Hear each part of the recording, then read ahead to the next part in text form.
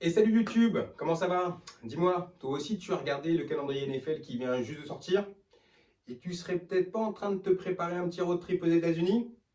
Bouge pas, je vais t'expliquer un que j'ai fait il y a quelques années où j'ai eu une chance, un truc incroyable. No more anticipation. No, no. History in the making.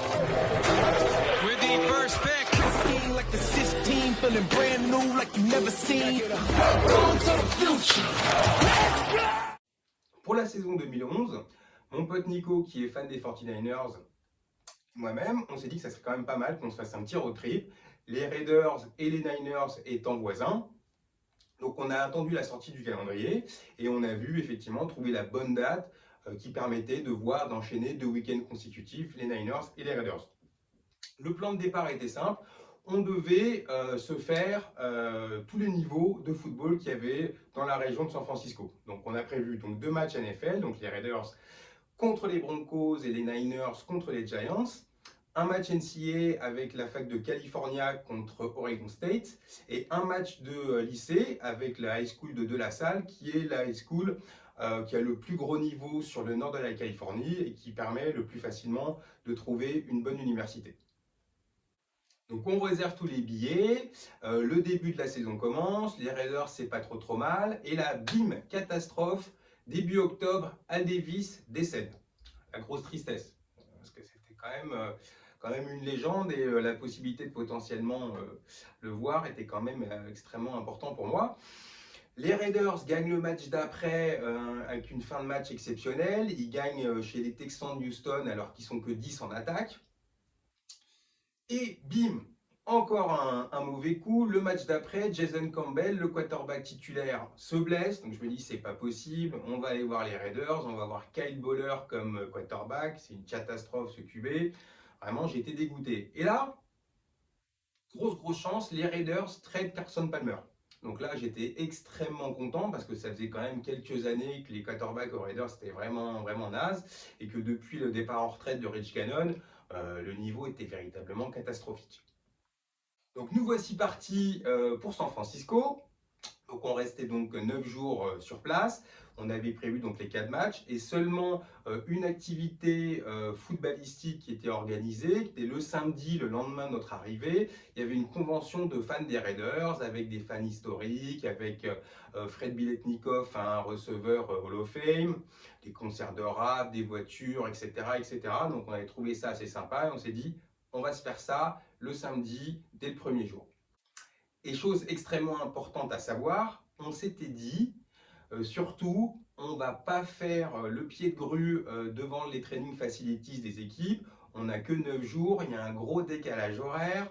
On ne va pas perdre du temps toute une journée à attendre peut-être qu'il ne se passe strictement rien. Parce qu'il y a effectivement plein de choses à faire et à voir sur la région de San Francisco. Donc on arrive comme prévu le vendredi soir, décalage horaire catastrophique, on dort quasiment pas. Le samedi matin, on part en direction de la boutique officielle des Raiders à Auckland. On s'est dit on va faire un petit passage là-bas avant d'aller à la convention des femmes. On arrive tranquillement au Raider Image, on rentre dans la boutique et tout d'un coup, je me retourne sur ma gauche et qu'est-ce que je vois? Cliff Branch.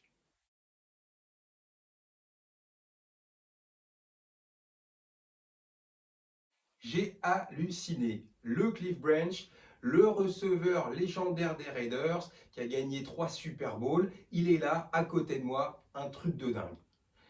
Séance de dédicace, on échange un petit peu avec lui, il me fait essayer sa bague du Super Bowl. Vraiment, déjà, là, je suis scié. Jamais je pensais que j'allais pouvoir rencontrer Cliff Branch. Malheureusement pour lui, à l'époque, il n'était pas élu encore au Hall of Fame. Il a été élu il y a un petit peu plus d'un an. Malheureusement, à titre posthume, puisqu'il est décédé en 2019, 2 jours après son 71e anniversaire.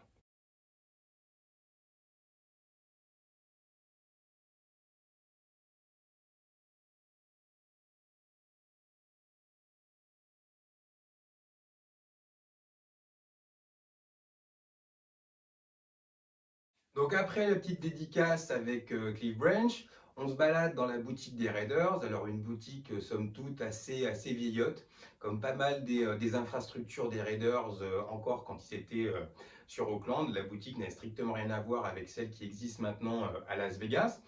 On se balade et tout d'un coup je vois au fond de la boutique un grand gaillard, beaucoup plus âgé que moi, et je me dis, ce type-là me dit quelque chose. Je me rapproche de lui et là je me dis, Jerry Robinson.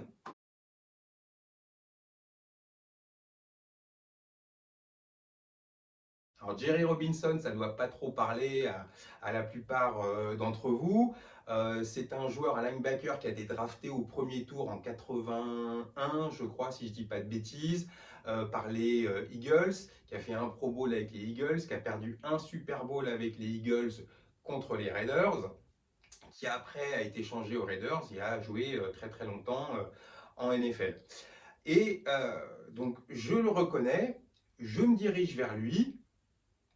Je vais pour lui serrer la main, une poignée de main bien virile. On se regarde dans les yeux et là, le gars me dit un truc dingue. Il me scotche, il me regarde comme ça et me dit, toi, t'es linebacker. Je ne sais pas comment il a fait pour savoir qu'effectivement, à l'époque, c'était ma dernière saison, je jouais encore au foot, je veux linebacker. Il m'a scotché.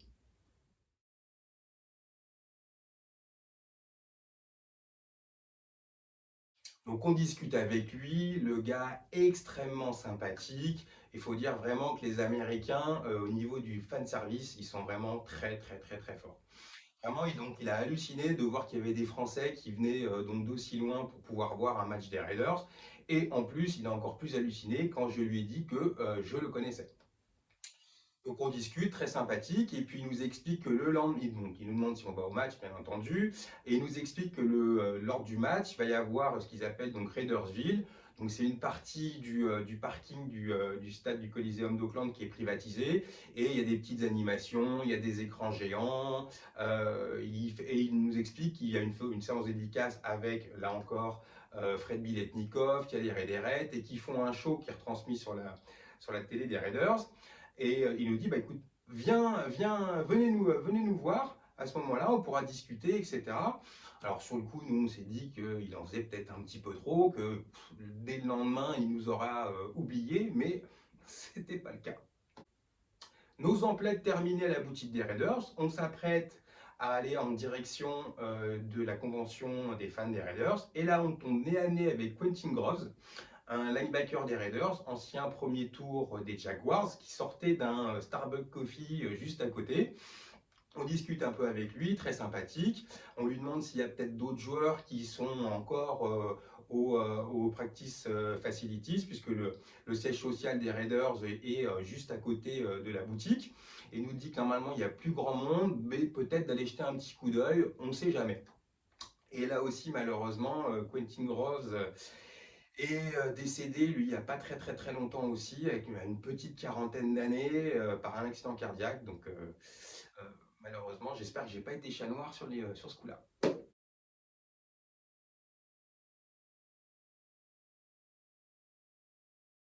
On arrive au QG des Raiders, le calme absolu. On rentre au niveau de l'accueil, on demande s'il y a possibilité de visiter. Forcément, en pleine saison, il n'y a pas moyen. On fait le tour pour aller en direction du parking, là où les joueurs sortent une fois que l'entraînement est terminé. On rencontre un seul joueur, Taiwan Jones, un running back rookie à l'époque en 2011, qui jouait encore l'année dernière chez les Bills de Buffalo, qui est spécifiquement un joueur de special team, donc très sympa. Mais déjà, en même pas l'espace de 24 heures, on a rencontré une légende des Raiders, un futur Hall of Famer.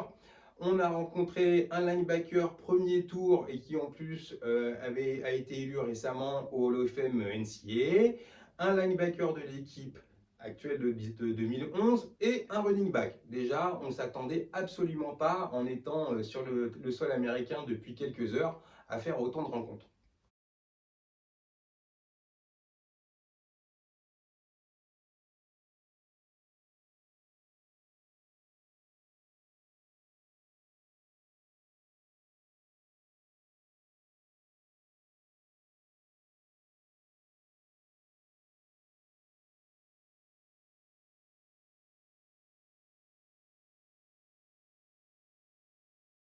On arrive donc à la convention de fans des Raiders. Donc on a la chance de pouvoir rencontrer des fans mythiques, The Violator, le Gorilla Rilla, un fan anglais qu'on voit souvent, qui est souvent filmé pendant les matchs, qui vient plusieurs fois euh, au match des Raiders, des filles d'une équipe de lingerie ball, des Raiderettes, et Fred Biletnikov qui est là avec sa femme. Donc vraiment énormément de chance d'être là, de pouvoir échanger avec les fans. Vraiment, tout le monde est adorable. Il y a des concerts de rap, il y a des customs de voitures. Enfin, voilà, tout un environnement très fan, alors très grosse testostérone, etc. Mais vraiment un super moment. Et donc, fin d'après-midi, on part et on se prépare à aller au match dès le lendemain.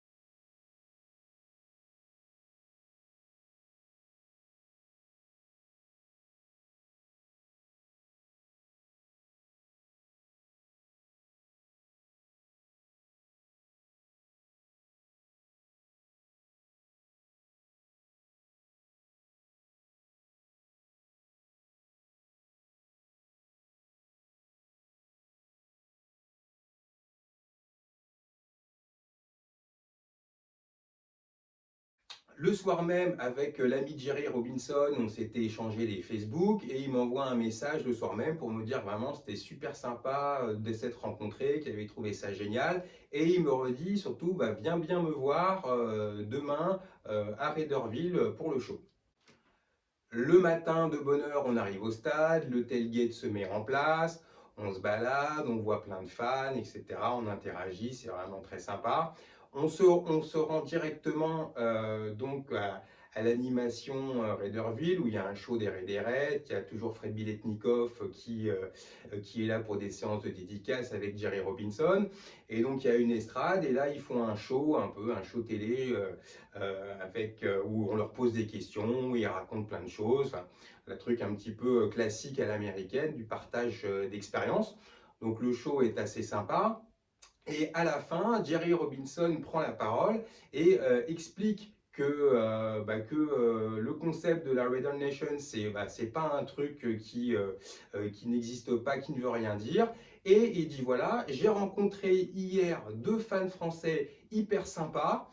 Et il prend son micro, il dit Pierre, Nico, où est-ce que vous êtes? Alors moi, je me trouvais au premier rang. Le pote Nico était parti faire autre chose. Je lève la main. Et il me dit, voilà, là, il y a Pierre, le français, qui vient, etc. Alors, tout le monde m'applaudit, les mecs me tapent dans le dos. Enfin, voilà, petit moment très sympa. Et je me retrouve le lendemain en première page du site des Raiders, où, effectivement, bon, il n'y a que moi qui peux me reconnaître, hein, ça, c'est une certitude. Mais je peux me dire, voilà, j'ai eu ma tronche en première page du site des Raiders.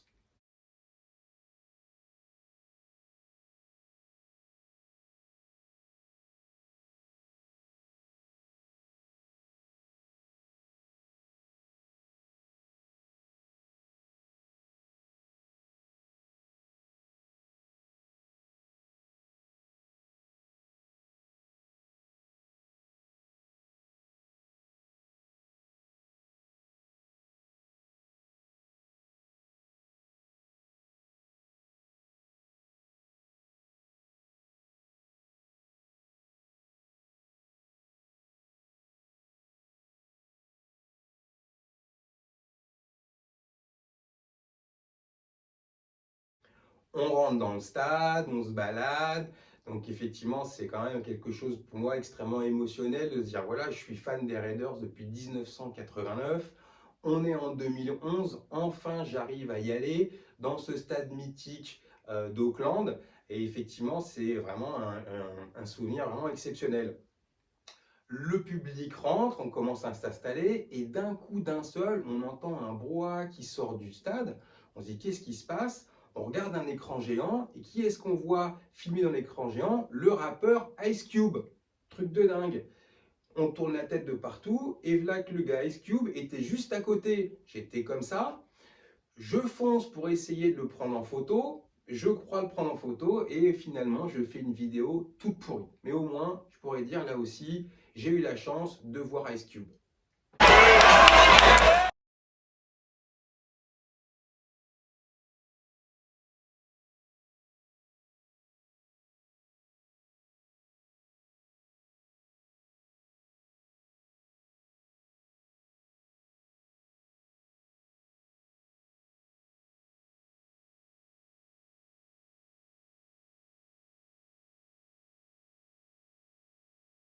Le match commence à fond dans l'ambiance. Ça se passe plutôt bien, première mi-temps, début de troisième quart-temps pour les Raiders. Ils mènent tranquillement face aux Broncos de Tim Tebow.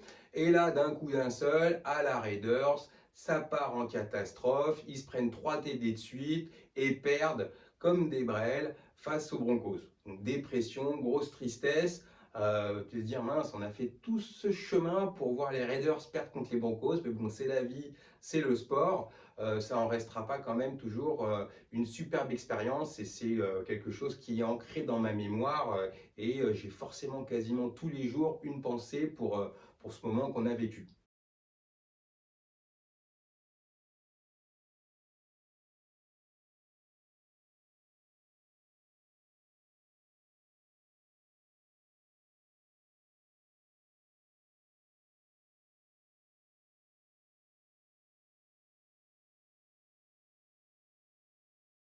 Le lundi, on part faire des excursions dans San Francisco.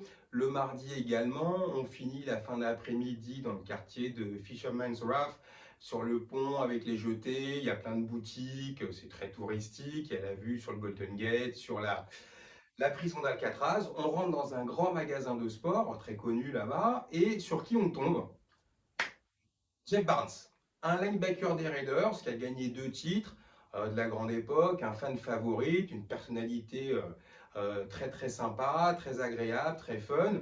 On papote, on échange, on fait des photos dédicacées, il nous fait essayer sa bague du Super Bowl.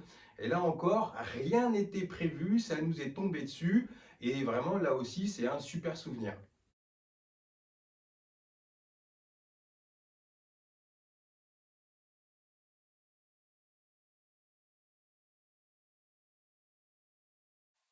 Le mercredi, on va faire les touristes au Yosemite Park. En finissant la journée, on passe dans un petit village complètement paumé, genre village complètement déserté. Et je conduisais, mon pote Nico me dit stop, arrête-toi, regarde là, il y avait une vieille boutique de fringues vraiment complètement dépassée. Et il y avait en vitrine un blouson satiné des 49ers. Et mon pote Nico me dit bah ça je le veux, c'est pour moi, on y va. On y va, il essaye le blouson, ça lui allait pas, c'était pas sa taille. Moi je l'essaye, le truc me va impeccable, je paye ça 30 ou 40 dollars maximum, emballé c'est pesé, nickel chrome. Arrive le jeudi et les Raiders, je faisais jouer le match du jeudi soir à San Diego contre les Chargers. On s'était longtemps posé la question, on n'y va pas, on y va en voiture, mais ça fait quand même une sacrée route aller-retour. On y va en avion. Bon, on était peut-être un peu limite aussi en termes de budget. On dit, bon, bah, celui-là, c'est pas grave. On laisse tomber. Ce qu'on se fait, on se fait une journée d'activité. Et le soir, on va dans le bar, pub, resto emblématique d'Auckland des fans des Raiders pour pouvoir aller mater le match et là aussi passer un bon moment dans une ambiance qui devrait être, à notre avis, complètement dingue.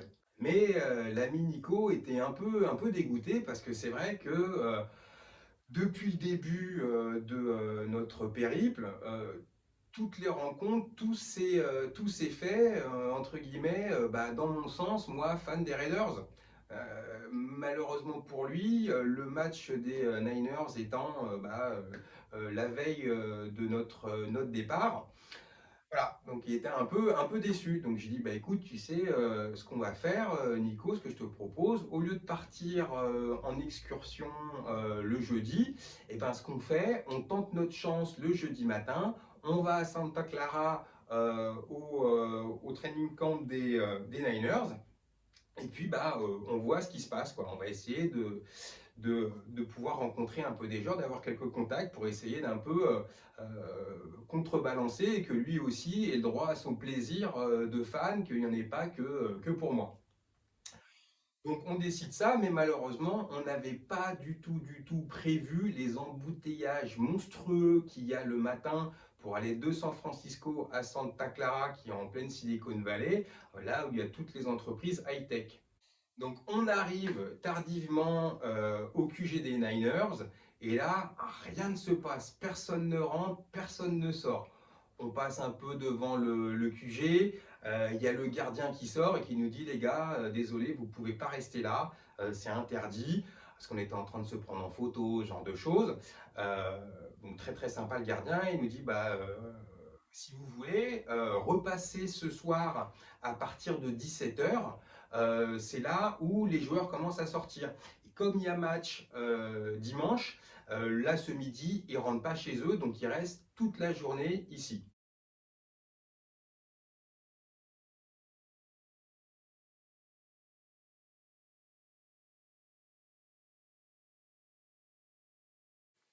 Le gardien en plus nous explique que sur le parking qui est juste en face leur quartier général, ils venaient juste de se signer la veille le deal pour pouvoir construire le nouveau stade juste en face. Donc on était un peu avec Nico, on était un peu embêtés parce que on n'avait pas prévu de rester toute la journée, il devait être 10h ou 11h du matin. On n'allait pas repartir sur San Francisco pour revenir. Santa Clara, vraisemblablement, il n'y avait pas beaucoup de choses à faire ou à voir. Donc on se dit, bon, il y a un gigantesque centre commercial à côté. Bon, on va y aller, hein, les centres commerciaux américains, vous connaissez, hein, on peut y passer la journée et on n'a pas tout vu. Donc on se fait ça en attendant que l'heure arrive, les 17h, pour pouvoir retourner au QG des Niners.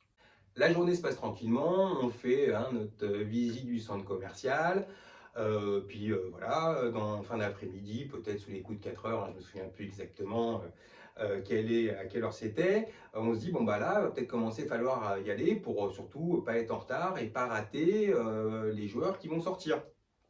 Donc avant de partir, on passe aux toilettes du centre commercial. Désolé de rentrer dans le détail, mais c'est un élément extrêmement important. Moi, je fais mes petites affaires très rapidement. Et l'ami Nico, lui, il a besoin de beaucoup plus de temps. Mais vraiment beaucoup plus de temps. Je l'attendais à l'extérieur et à un moment donné, je commençais à perdre patience. Je vais lui dire, écoute Nico, il y a un magasin de casquettes qu'on n'a pas fait juste à côté. Je vais aller faire un tour. Si tu as fini, tu m'y rejoins. Ou sinon, on se rejoint devant les toilettes. Je vais dans le magasin de casquettes. Je fais un petit tour. Et là, le monsieur qui y travaille me parle. Il me dit, t'es là pour Joe Montana? Je dis, comment ça, je suis là pour Joe Montana? Il me dit, oui. Est-ce que tu es là pour voir Joe Montana? Je me dis, c'est pas possible. Le mec se fout de ma gueule. Quoi? Non mais, qu'est-ce que c'est que ce délire? Joe Cool est là, dans le centre commercial, en même temps que nous. Et donc là, le vendeur me dit, non, je me moque pas de toi. Il y a l'ouverture aujourd'hui d'une boutique Microsoft dans le centre commercial et il y a Joe Montana qui est là aujourd'hui en séance de dédicace. Truc de dingue. Comment on aurait pu penser, programmer cet instant, être là, ce jour-là, dans le centre commercial où il y a Joe Montana? C'est un truc de dingue. Donc moi, je cours aux toilettes, je gueule Nico, sors de là. Il sort, je lui explique et là, un dilemme de dingue. Qu'est-ce qu'on fait? Parce que on est monté à la boutique Microsoft, il y avait une queue de dingue, des dizaines de personnes qui attendaient.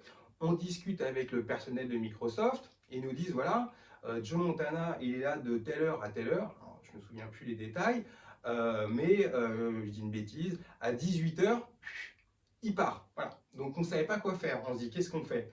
On reste là pour avoir la chance de voir Joe Montana, mais il y a peut-être des chances qu'il parte avant que notre tour arrive. Et pendant ce temps-là, on va rater les joueurs des Niners qui sortent.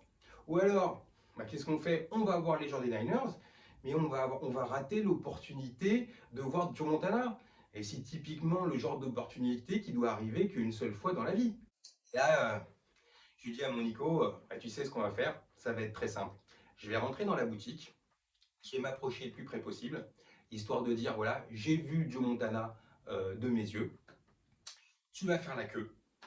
Moi, pendant ce temps-là, je vais partir en direction du QG des Niners.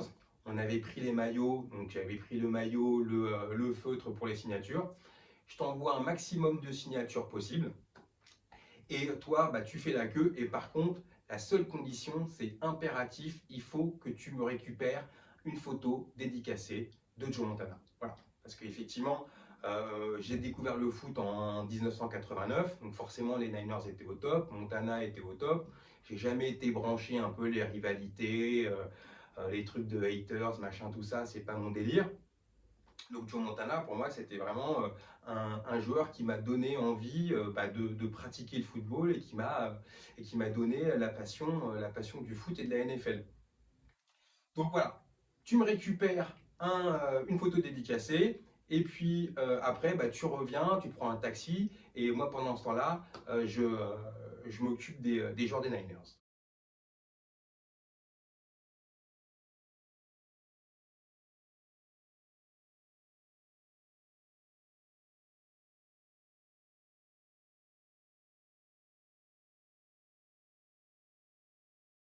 J'arrive donc au QG des Niners.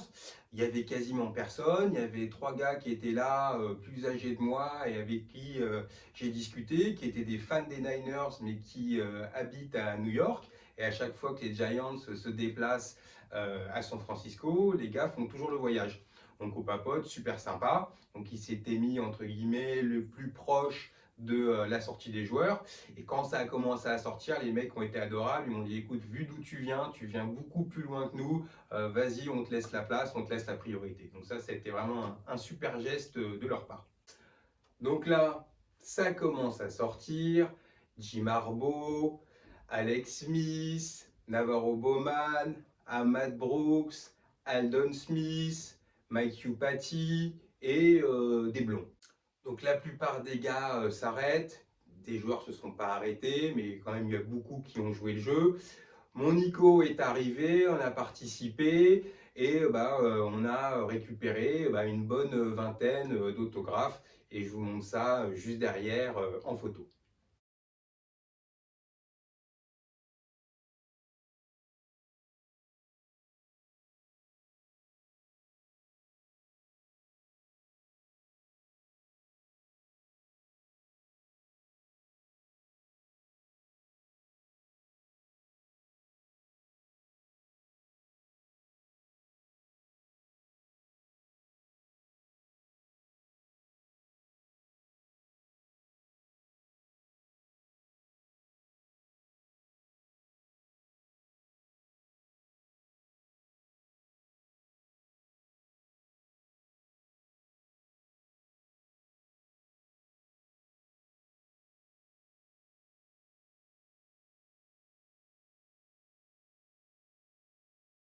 Alors, ce qui est assez marrant dans l'histoire, c'est que moi, fan hardcore des Raiders, qui regarde tous les matchs des Raiders en direct quand je suis en France, je me retrouve en Californie, à San Francisco.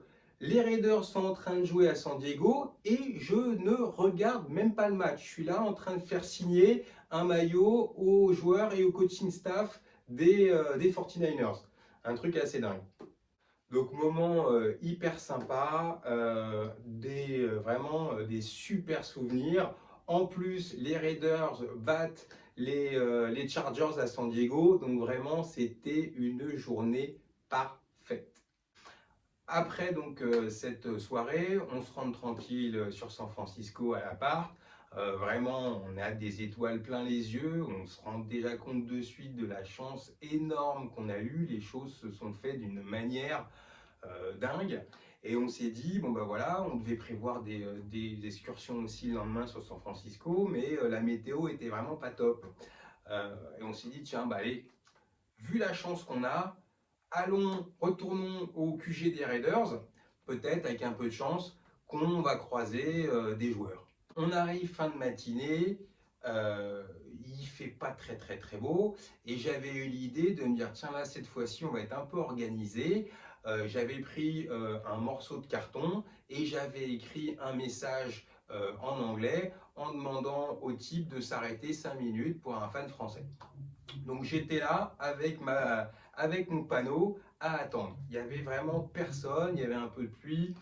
Vraiment, on partait vraiment pas gagnant.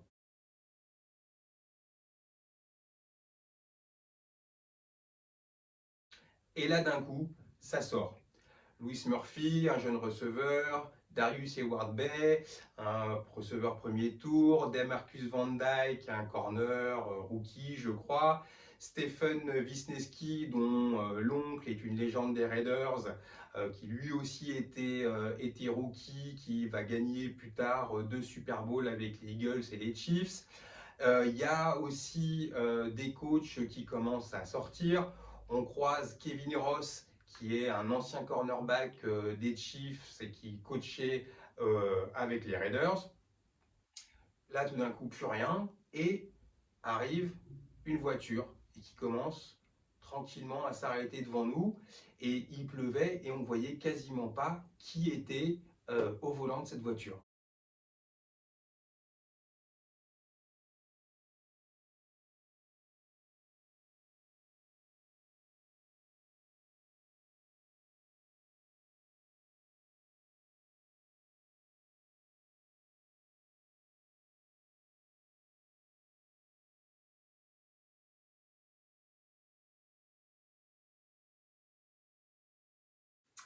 La voiture s'arrête, la vitre se baisse et là, je reconnais Rod Woodson, le légendaire Rod Woodson.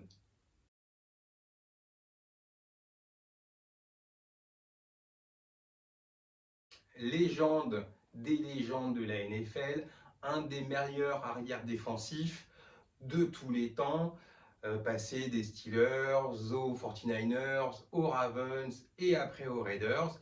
Et il était là en tant que coach des DB des Raiders. Donc vraiment là, halluciné complet.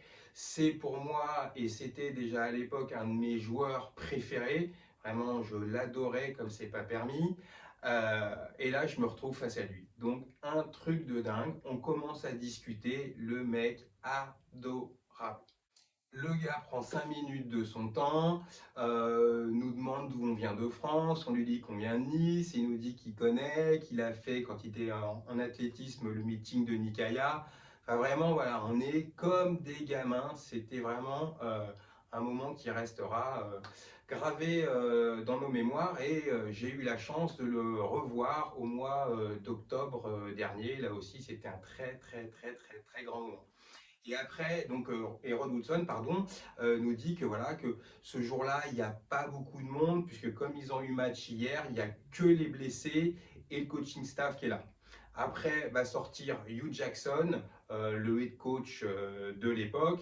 Et une fois que le head coach est parti, on s'est dit que il y avait sans doute personne d'autre qui allait arriver, puisque le coach généralement part en dernier. Donc j'avais, comme vous l'avez vu sur les photos, fait dédicacer un maillot et bien sûr que j'ai gardé depuis tout ce temps.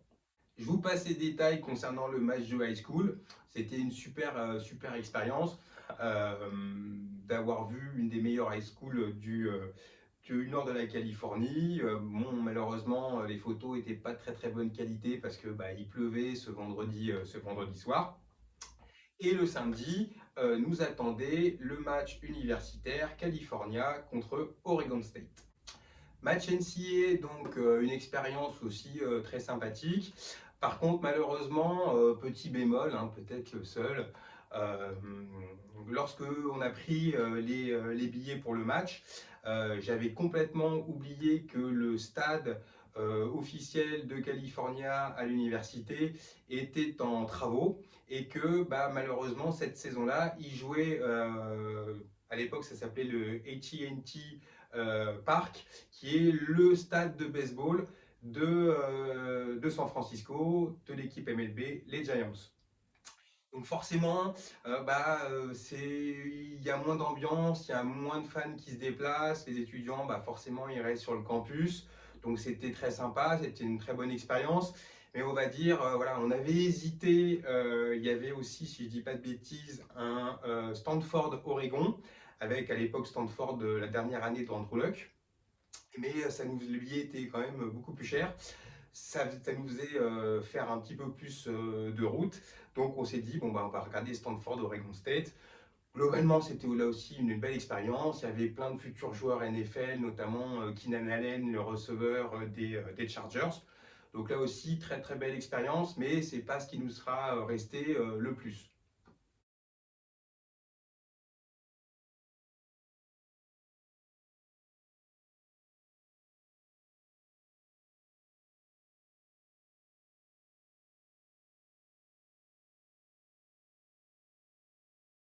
Nous voilà donc au dimanche, dernier jour du voyage, avec en guise d'apothéose ce match des Niners contre les Giants.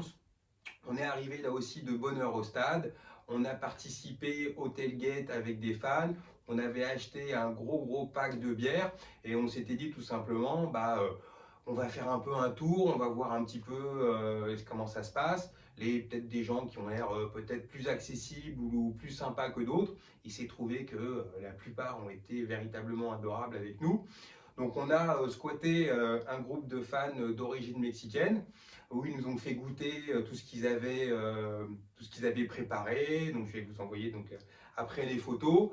Donc on leur a dit voilà, vous amenez la bouffe, nous on amène les bières et voilà, on a papoté, on a passé des bons moments. On a fait comme ça de tailgate en tailgate, on va dire, des fans à papoter, échanger et surtout la possibilité de voir un stade mythique comme le Candlestick Park qui malheureusement a été détruit depuis, ce qui est vraiment dommage. Donc là aussi, c'était une opportunité exceptionnelle et en plus, on a vu un match qui était vraiment génial.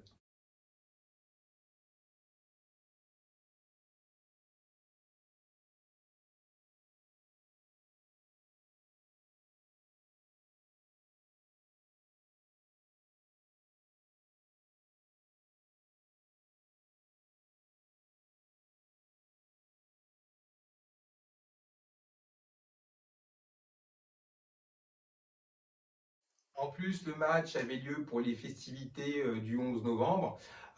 Donc voilà, il y avait tout un show qui était prévu. Sur chaque chaise, on avait des petits panneaux à sortir pour faire le drapeau américain, etc. Alors c'est vrai que c'est très patriotique, c'est très, voilà, l'armée, tout ça. C'est des choses qui me branchent pas trop à la base, mais le fait d'y avoir participé, ça a été vraiment là aussi une belle expérience. Le match était top, on y est arrivé de bonne heure. On a regardé les deux équipes s'entraîner.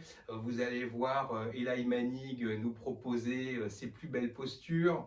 On a voilà tout le warm-up. À la mi-temps, il y avait l'intronisation au Ring of Honor des 49ers du running back Roger Craig. Le match a été super, c'est joué dans les derniers instants. Donc celle-là aussi était une très belle expérience et un des souvenirs merveilleux.